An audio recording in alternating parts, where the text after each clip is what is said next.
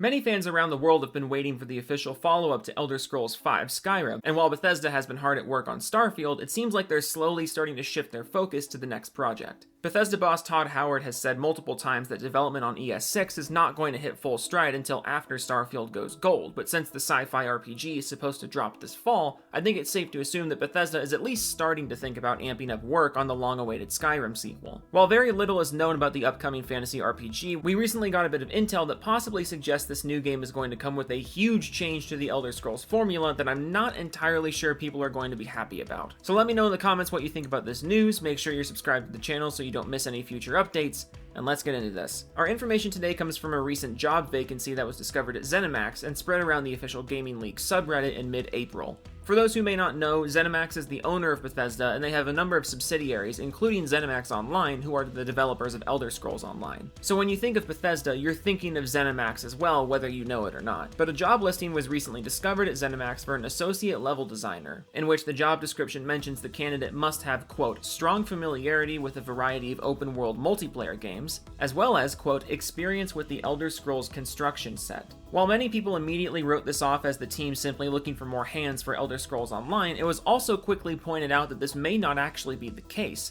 because most of the time MMO job postings are described as such. You know, in the job posting it will say you're looking for someone with experience on MMOs, or you're looking for someone to work on an MMO. And that's because MMOs are unique experiences that require a specific set of skills if you're going to be building them. There's no way that a company like ZeniMax would be hiring new people to work on an MMO, and they never said that in the job description. Some people also pointed out that the Elder Scrolls Online is reportedly not actually built with the Elder Scrolls construction kit, and it runs on an entirely different engine, so it's actually pretty unlikely that this job listing has anything to do with ESO. Some Reddit users pointed out that this job listing could actually be for Fallout 76, since there's a line in the job posting that says the new hire will be, quote, maintaining legacy content and making bug fixes. So I suppose it's possible that this is actually just expanding the Fallout 76 support team. But then again, it seems a little strange for ZeniMax to start looking for a new associate level designer for a game like Fallout 76, which has been out for 5 years already and doesn't exactly have the biggest community of players. According to Steam charts in mid-April, the game averages about 8,200 players, which definitely is nothing to sneeze at, and obviously that's just the PC community, but it's not really the kind of thing that demands a whole lot of ongoing support, especially if Bethesda is going to be releasing more first-party games in the future to supersede it. Personally, I think this job listing may have something to do with the rumored co-op multiplayer mode in Elder Scrolls 6. Elder Scrolls games have almost always been single-player only, and Todd Howard himself has promised that ES6 would be single-player. But I mean, it's not like Todd Howard has the most honest track record with things like this as it is. I mean, how many of you remember the Fallout 76 reveal? And it's also always possible that things change along the road of development. I mean, like, how many times has the new Dragon Age game changed direction by now? So this raises the question,